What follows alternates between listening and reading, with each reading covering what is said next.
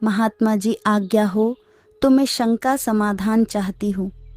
मैंने आज तक किसी के मुख से ये नहीं सुना कि कृष्ण जी की भी जन्म मृत्यु होती है। परमेश्वर कबीर जी ने कहा, ये आपके धर्म गुरुओं की गलती है, जिन्हें आज तक स्वयं ज्ञान नहीं था कि उनके सदग्रंथों में क्या लिखा है।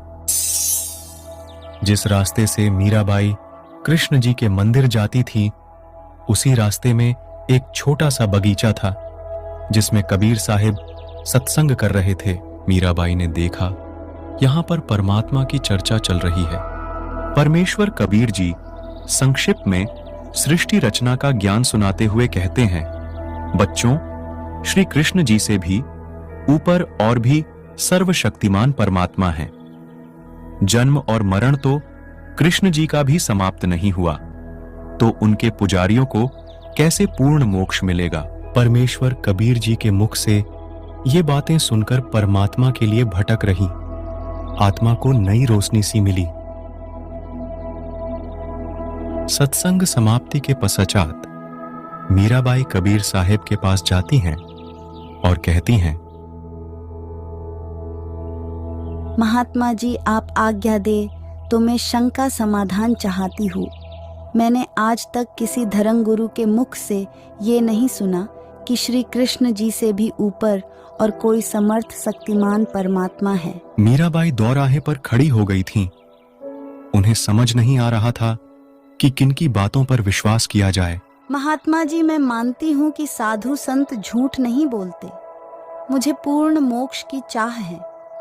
कृपया करके मेरी शंका का समाधान करें। कबीर जी ने कहा, श्रीमद् देवी भागवत पुराण के 3 स्कंद में विष्णु जी स्वयं स्वीकार करते हैं, मैं विष्णु, ब्रह्मा तथा शिव नासवान हैं। हमारा आविर्भाव यानी जन्म तिरोभाव यानी मृत्यु होती रहती है। हम अविनाशी नहीं हैं। महात्मा जी मुझे तो स्वयं कृष्ण जी दर्शन देते हैं और मैं उनसे संवाद भी करती हूँ। अच्छा तो ठीक है, आप उन्हीं से पूछ लेना कि उनसे ऊपर भी क्या कोई परमात्मा है। वो झूठ नहीं बोलेंगे।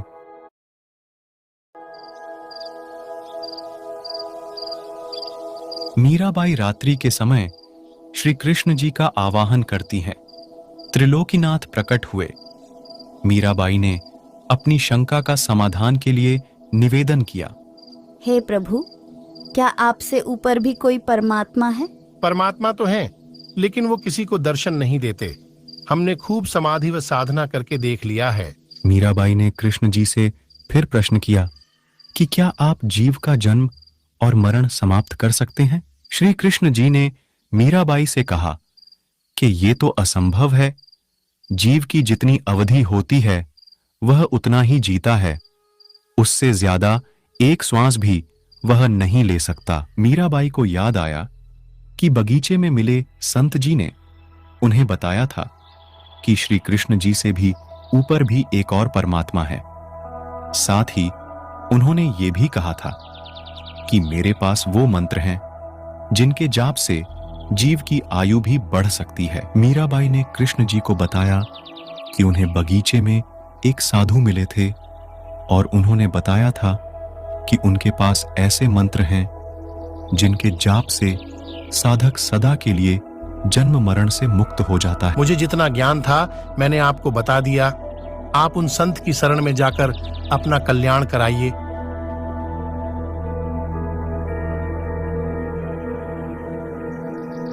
अगले दिन मीरा मंदिर नहीं जाकर सीधे संत जी के पास गई और श्री कृष्ण जी के साथ हुई। सारी वार्ता कबीर जी को बताई और कबीर जी से दीक्षा लेने की इच्छा व्यक्त की।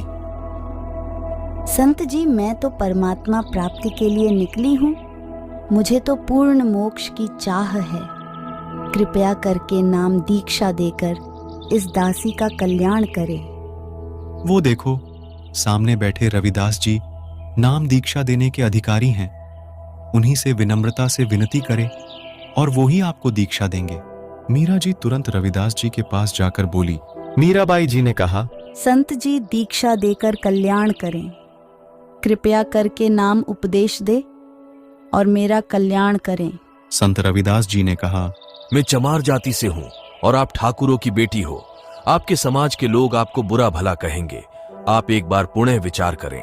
कल को जब कुतिया बनूंगी तब ये समाज क्या करेगा। मीरा के सच्चे भक्ति भाव को देखकर रविदास जी उन्हें प्रथम नाम उपदेश दे देते हैं। अब मीराबाई दोनों समय, दिन और रात, सत्संगों में जाने लगी। रात्रि के समय मीराबाई काफी देर तक सत्संग सुनती, क्योंकि सत्संग दिन की बजाय रात्रि में ज्यादा हुआ करता था। आजा बंदे शरण राम की, फिर पाछे पछतावेगा भाई। आजा बंदे शरण राम की, फिर पाछे पछतावेगा। मीरा को देर रात्रि तक घर से बाहर सत्संगों में जाता देख राणा क्रोधित हुआ। एक तो इस मीरा ने वैसे ही हमारी नाक कटवा रखी है, और अब देर रात को भी घर से बाहर पता नहीं कहां कहां जाती रहती है। आने दो इसको। मीरा का देवर मीरा के भक्ति मार्ग में रुकावट था। एक तो तुमने पूरे ठाकुर समाज में हमारी नाक कटवा रखी है, हमारी कहीं इज्जत नहीं रह गई है। सभी लोग ना जाने क्या क्या बातें बनाते हैं। तुम इतनी रात्रि को उन संतों के पास क्या करने जाती हो। यदि कोई व्यक्ति मनुष्य जीवन में भक्ति नहीं करता है तो जब वह 84 लाख योनियों में जन्म लेता है, निवस्त्र होकर गलियों में घूमता फिरता है, तब उसकी इज्जत कहाँ रह जाएगी। मीराबाई की इन बातों को सुनकर राणा और भी क्रोधित हो जाता है और उसे समझाने के लिए उनकी माता को भेजता है। लेकिन मीराबाई जी ने तब भी सत्संग में जाना बंद नहीं किया। कुछ वर्षों के पश्चात देवर के अत्याचारों से दुखी होकर मीराबाई वृंदावन जाकर रहने लगी।